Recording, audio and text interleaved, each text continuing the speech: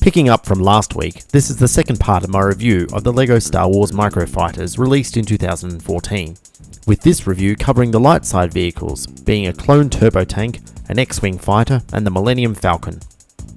Like their dark side counterparts, these are small-scale remakes of much larger sets. The level of detail in these models is incredible, and the sheer coolness they radiate is pretty fantastic.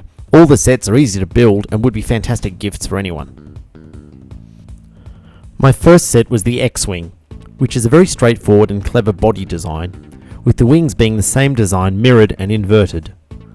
The wings each have little rockets that can be push-launched, and in addition to a spot for the pilot minifigure, there is also space for the head of an R2 droid in the back, just like a real X-Wing. The second build is the clone turbo tank, which is seen briefly in episodes 2 and 3, and more extensively in the Clone Wars TV series.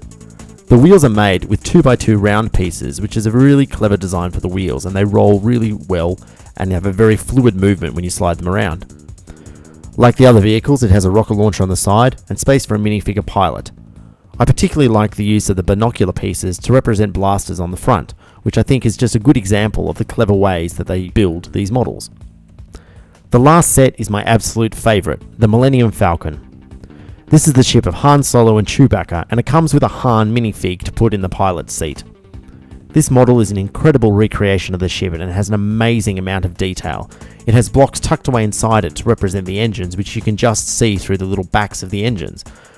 There are spots across the roof and on the bottom that match the model of the much larger Millennium Falcon. It's really fantastic. This one feels like the best of the models, and more so than the others. You just want to play with it. It's just so cool.